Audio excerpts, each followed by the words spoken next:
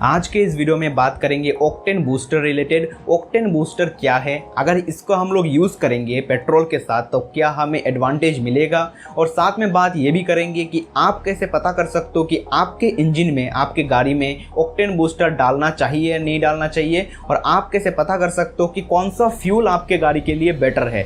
जैसे premium fuel मिलते हैं और रेगुलर फ्यूल मिलता है, उनमें से कौन सा आपको चूज़ करना चाहिए। सारा जितना डाउट है सब कुछ क्लियर करने की कोशिश करूंगा इस वीडियो में। और क्या क्या मिथ्स है, जैसे ऑक्टेन बूस्टर आपको लगाने से, डालने से इंस्टेंटली पावर आपका इंक्रीज हो जाएगा मोटरसाइकिल का या फिर गाड़ी का, इन सब चीज़ों के बारे में भी बात करेंगे। ये वीडियो का आइडिया मुझे मिला था किसी कमेंट से। आप में से किसी ने कमेंट किया था कि इसके रिलेटेड एक वीडियो बनाओ। बिना किसी टाइम वेस्ट किए अभी वीडियो को शुरू करते हैं। तो सबसे पहले वीडियो में आगे जाने से पहले मैं आपको एक चीज़ बताना चाहता हूँ। ऑक्टेन बूस्टर से पहले जो चीज़ आपको जानना ज़रूरी है इस टॉपिक के पहले, जो है इंजन का जो वर्किंग है वहाँ पे नॉकिंग क्या चीज़ होता है, क्योंकि नॉकिंग से रिलेटेड होता है ऑक्टेन बूस्टर या फिर ऑक्टेन नंबर, जो RON नंबर होता है। आपको पता होगा रिसर्च ऑक्टेन नंबर, जिसके हिसाब से जो फ्यूल का जो ग्रेड है वो भी चेंज होता है। आपको प्रीमियम फ्यूल मिलता है उसमें RON नंबर ज़्यादा मिलता है, रेगुलर फ्यूल होता है उसमें RON नंबर कम होता है। उसमें एडिटिव का भी बहुत ज़्यादा रोल है, लेकिन वो सब बात करेंगे आगे इस वीडियो में। सबसे पहले ये पता करते हैं कि नॉकिंग क्या चीज़ होता है।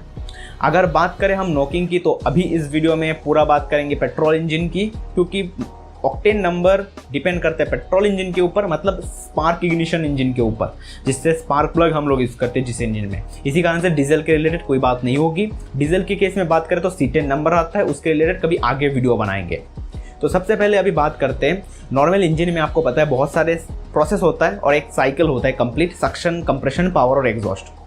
जब कंप्रेशन स्ट्रोक आता है, जब इंजन एयर और फ्यूल के मिक्सचर को कंप्रेस करता है, उस टाइम पे उसके बाद स्पार्क होता है, जहाँ से क्या होता है पूरा जो फ्यूल और एयर का मिक्सचर है वो कंबस्ट होता है। और यहाँ पे फोटो में भी देख सकते हो कि कंबशन का जो दिखने में कैसा होता है, कंबशन मतलब जितना फ्लेम है वो स्टार्ट होता है, वो टिप से स्टार्ट होता है स्पार्क प्लग के। लेकिन कभी कभी ऐसा भी सिनारियो आता है जहाँ पे अलग अलग छोटे छोटे पॉकेट्स बन जाते हैं और वहाँ पे अलग अलग स्पार्क होने लगता है। स्पार्क मतलब इग्निशन होने लगता है फ्यूल का। इससे क्या होता है, बहुत सारे जगह पे जब फ्लेम प्रोपोगेट होगा, उससे क्या होगा, फ्लेम में एक कोलिजन होगा और इस कोलिजन से एक साउंड क्रिएट होगा, और इसी साउंड को हम लोग कहते हैं नॉकिंग। और ये चीज़ कब दिखाई देती है, ऐसे तो अगर आपका फ्यूल ख़राब हो, एयर जो पास हो रहा है वो ख़राब हो, या फिर बहुत ज़्यादा डस्ट हो इंजन के अंदर, तब भी ये चीज़ हो सकता है। लेकिन जब टेंडेंसी जो है इस चीज़ का होने का वो बढ़ जाता है अगर आपके इंजन का कंप्रेशन रेशियो ज़्यादा है। कितना ज़्यादा है अभी वो बात करेंगे आगे वीडियो पे, आपको पता चल जाएगा कितने ज़्यादा होने पे हमें ये चीज़, मतलब ऑक्टेन जो रेटिंग है, जो ऑक्टेन बूस्टर है, उसकी ज़रूरत आ जाती है। तो ऐसे जनरली यही बताना चाहता हूँ आपको, जितना कंप्रेशन रेशियो आपका ज़्यादा होगा, जो नॉकिंग करने का टेंडेंसी आपके इंजन का वो बढ़ता जाएगा। कम कंप्रेशन रेशियो इंजन में नॉकिंग होने के चांसेस बहुत ज़्यादा कम रहता है। तो ये तो होगी नॉकिंग की बात। अभी थोड़ा डीपली जाते हैं, मतलब डिटेल में बात करेंगे, थोड़ा सा टेक्निकल है। इसके कारण से मुझे आपके मेरे इंजीनियरिंग का जो पहला सेमेस्टर है उसका कुछ बुक्स भी स्टडी करना पड़ा, क्योंकि उस टाइम पे हम लोगों ने इस चीज़ के रिलेटेड स्टडी किया था इंजीनियरिंग केमिस्ट्री सब्जेक्ट में। तो जैसे आप लोगों को पता है कि RON नंबर करके एक चीज़ होता है, रिसर्च ऑक्टेन नंबर। ऐसे तो बहुत सारे अलग अलग स्टैंडर्ड होता है, जैसे RON होता है, PON होता है, MON होता है। ऐसे बहुत सारे स्टैंडर्ड है, अलग अलग कंट्रीज अलग अलग चीज़ें यूज़ करती है। इंडिया में हम लोग RON से काम चला लेते हैं, तो इसी कारण से RON के रिलेटेड बात करेंगे। RON मतलब आप जो नंबर की बात कर रहे हैं, हम लोग जो 87, 91, 95 ऐसे आपको जो रेटिंग देखने को मिलता है पेट्रोल पंप में, उसके रिलेटेड बात कर रहे हैं। तो ये जो RON नंबर है ये कहाँ से आया?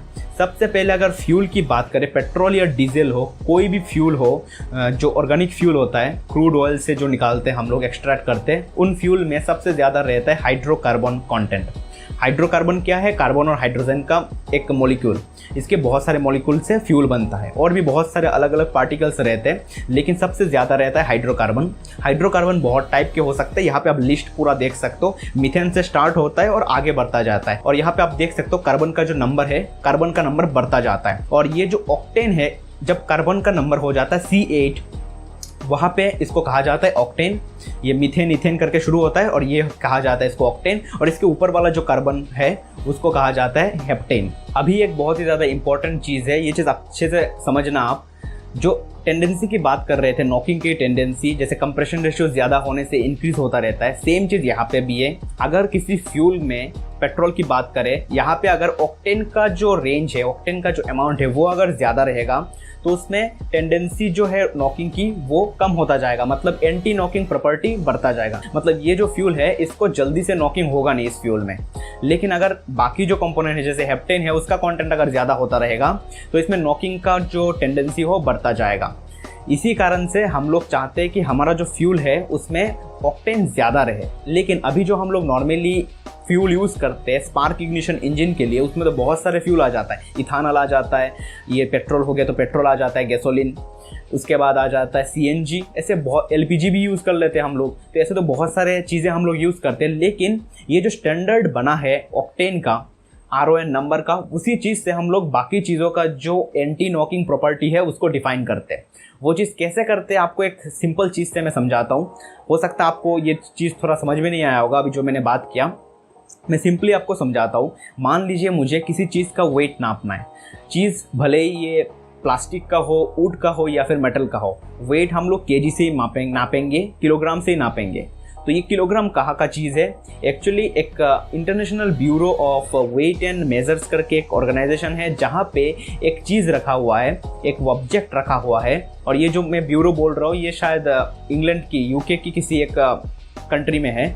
वहाँ पे एक ऑब्जेक्ट रखा हुआ है। इस ऑब्जेक्ट का जो वेट है उसी को कहा जाता है 1 किलोग्राम। तो वहीं से ये स्टैंडर्ड शुरू हुआ था, आज से बहुत साल पहले 18वीं सेंचुरी में ये चीज़ शुरू हुआ था और तब से ये चीज़ चला जा रहा है। तो अभी जो मीटर का जो लेंथ का है वहाँ पे भी सेम चीज़ है, एक बार रखा हुआ है वहाँ पे 1 मीटर लेंथ का, और मतलब उसका जो लेंथ है उसी को कहा जाता है 1 मीटर, और वहीं से ये चीज़ स्टार्ट हुआ है। ये जो चीज़ मैंने बताया सेम चीज़ होता है यहाँ पे भी। तो यहाँ पे क्या होता है, मान लीजिए आपके पास कोई भी फ्यूल हो, पेट्रोल हो ऐसा कोई बात नहीं, कोई भी फ्यूल हो, हम लोग क्या करेंगे उस फ्यूल को लेंगे और एक टेस्ट इंजन है, टेस्ट इंजन के अंदर डालेंगे। टेस्ट इंजन में क्या होता है, हम लोग वेरिएबल कंप्रेशन रेशियो के साथ इंजन का जो नॉकिंग का, मतलब इंजन के अंदर नॉकिंग का जो टेंडेंसी है, जो फ्यूल डाला हमने उसका चेक करते हैं। तो और उसी को कंपेयर करेंगे हम एक ऐसे फ्यूल के साथ जिसमें मतलब जिसका कंपोजिशन है बस ऑक्टेन और हेप्टेन, मतलब आइसो ऑक्टेन और एन हेप्टेन कंपोजिशन है। तो हमारे पास एक स्टैंडर्ड फ्यूल मिल गया और हमारे पास एक नॉर्मल टेस्टिंग फ्यूल मिल गया जिसका हमें ऑक्टेन रेटिंग चेक करना है। अभी क्या करेंगे हम लोग, जो नॉर्मल फ्यूल है उसका चेक करके देखेंगे कितनी प्रेशर में या फिर जो भी क्राइटेरिया है उसके हिसाब से देखेंगे कि कहाँ पे जाके इसका नॉकिंग प्रॉपर्टी स्टार्ट होता है। और सेम चीज़ हम लोग क्या करेंगे, इसका जो रेशियो है ऑक्टेन और हेप्टेन का रेशियो चेंज कर करके देखेंगे कब जाके ये जो कंपोजिशन है, ये जो मिक्सचर है वो सेम लेवल में पहुंच जाता है जो हमारा टेस्टिंग फ्यूल है। और जब ये सेम लेवल पे पहुंच गया, मतलब उतना ही प्रेशर में वो नॉकिंग करना शुरू कर दिया, तब हम लोग देखेंगे कि हमारा कंपोजिशन क्या था। मान लीजिए उस टाइम पे हमारा कंपोजिशन था 90% ऑक्टेन और 10% हेप्टेन, 90% आइसो ऑक्टेन और 10% एन हेप्टेन। इसका मतलब हमारा जो फ्यूल है, जो टेस्ट फ्यूल है, उसका ऑक्टेन रेटिंग कितना है 90, क्योंकि यहाँ पे 100 में से 100 पार्ट में 90 पार्ट यहाँ पे ऑक्टेन है। तो हम लोग ये कहेंगे हमारा जो फ्यूल है टेस्ट फ्यूल का ऑक्टेन रेटिंग है 90। सेम चीज़ किया जाता है सीएनजी में भी, पेट्रोल में भी। सीएनजी की बात करें तो उसके अंदर ऑक्टेन होता ही नहीं है, उसमें सारा चीज़ मीथेन रहता है, CH4 मीथेन रहता है। तो मीथेन में ऑक्टेन रेटिंग कहाँ से आ गया, क्योंकि उसी को हम लोग कंपेयर कर रहे हैं ये जो मिक्सचर है उसके साथ। और इस मिक्सचर के साथ जब कंपेयर करेंगे एक पॉइंट में आके नॉकिंग तो शुरू हो गई इस फ्यूल में, और वो जो पॉइंट निकलता है वो हो जाता है 130 कहते हैं हम उसको। मतलब कंप्लीटली अगर ऑक्टेन को हम लोग बर्न करेंगे इस साइड में, तब भी हम लोग उस प्रेशर में पहुंच नहीं पाते जहाँ पे जाके नॉकिंग शुरू होगा, जिसका मतलब 130, मतलब उसके भी एक्सटेंड आगे। मतलब इस फ्यूल का जो CNG है उसका एंटी नॉकिंग प्रॉपर्टी बहुत ही ज़्यादा है। और सेम चीज़ होता है जो रेसिंग कार्स में यूज़ किया जाता है, रेसिंग मतलब मोटरस्पोर्ट में जो यूज़ किया जाता है फ्यूल, उसमें भी कभी कभी ऑक्टेन रेटिंग 100 से ज़्यादा रहता है। तो ये सब चीज़ें हैं अभी जो नॉर्मली आपको फ्यूल दिखने को मिलता है। HPCL की बात करें, IOCL, NPCL, सबका अलग अलग प्रीमियम वर्जन होता है। तो जो प्रीमियम वर्जन है जैसे कि स्पीड हो गया, पावर हो गया, प्रीमियम हो गया, एक्स्ट्रा प्रीमियम हो गया, तो इन सब में जो RON नंबर है, RON नंबर मतलब यही है एक्सपेरिमेंट करके जो मैच किया हमारा जो नॉर्मल ऑक्टेन और हेप्टेन का जो मिक्सचर है उसके साथ, उसके हिसाब से जो निकला RON नंबर ज़्यादा मिलता है। तो जो स्पीड है उसका 97 का आता है, ऑक्टेन 99 का भी आता है। IOCL या फिर NPCL वो मुझे याद नहीं, यहाँ पे मैं एक पिक्चर आपको अटैच कर दूंगा तो आप देख सकते हो कौन सी ब्रांड का मतलब कौन सा प्रीमियम फ्यूल आता है। तो ये तो हो गया बेसिक चीज़ें, हो सकता है आपको समझ में आ गया होगा। अभी हम लोग बात करते ऑक्टेन रेटिंग के ऊपर, कौन सा फ्यूल आपको यूज़ करना चाहिए आपके इंजन में। सबसे पहले आपको देखना पड़ेगा आपके इंजन का कंप्रेशन रेशियो। नहीं देखना है आपको कंप्रेशन रेशियो कितना भी हो सकता है, आपको पहले देखना है आपका जो सर्विस मैनुअल है या फिर ओनर्स मैनुअल है वहाँ पे क्या रिकमेंडेड है।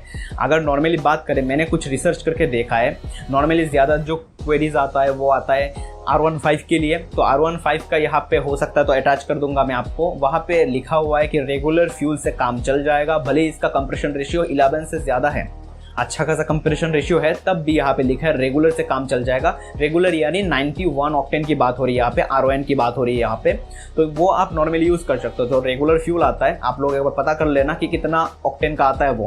पहले तो 87 ऑक्टेन का भी आता था, लेकिन अभी BS6 होने के बाद मेरे हिसाब से तो सारा 91 ऑक्टेन हो जाना चाहिए जो रेगुलर फ्यूल है वो।